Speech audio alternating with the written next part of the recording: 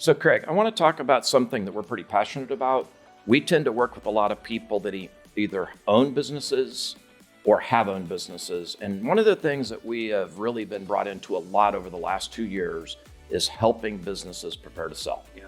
Now, let's talk about what that looks like. And then I'm going to talk to you and question an experience that you and I went through together, because one of the things that happens is when they decide they're getting ready to sell.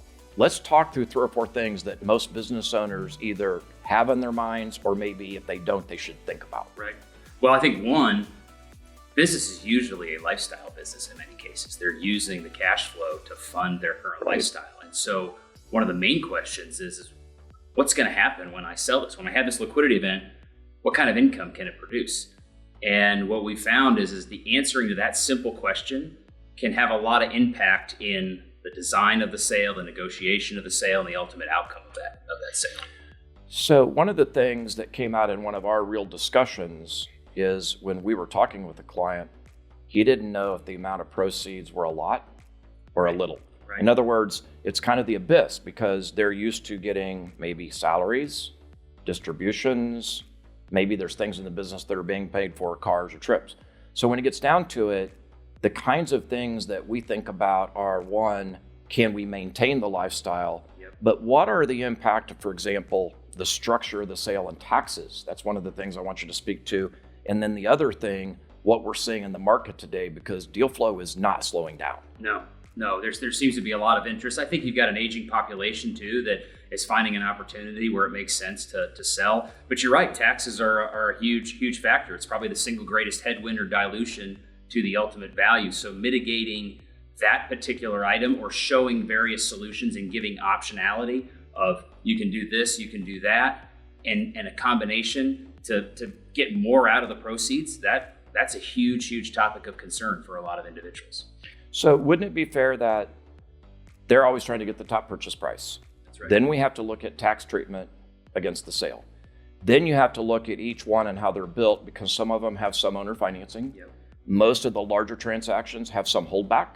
Mm-hmm. And each one of these variables affects whether or not that transaction replaces somebody's income. Yep. And if you don't look at that in total, it really seems pretty overwhelming. It does. And a lot of people have just done a really good job of building a business, but they don't think about what the liquidity event looks like. And interestingly, and I was surprised by this as we've talked to more and more business owners, a lot of business owners don't have a trusted financial team.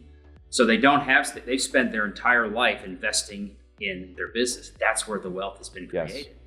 And so they might have a CPA, they probably have an attorney, but they've never surrounded themselves with a team to help them navigate what otherwise is their largest asset and probably one of the largest or the biggest and most impactful decisions they'll make in their lifetime.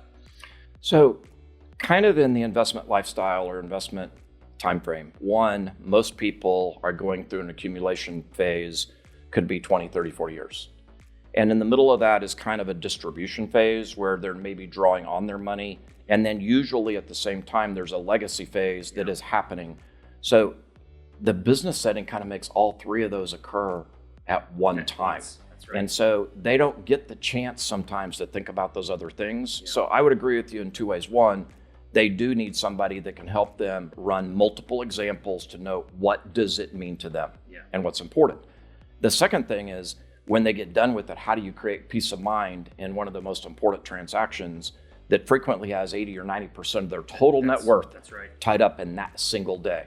So, I mean, we've as a firm been able to create some pretty interesting programs and ways to illustrate what it looks like, but it is still a tough decision if people don't have enough good information. Well, and they can be proactive. If you're doing this type of planning on the front end before the actual liquidity event, before the exit occurs, versus a reactive process where, okay, I've had a liquidity event. Now what? Yeah. And that's a very different experience. And I think the more information and the more education and the more clarity that they get by going on through it on the front end makes the experience of selling their business far more enjoyable and probably far more profitable, candidly.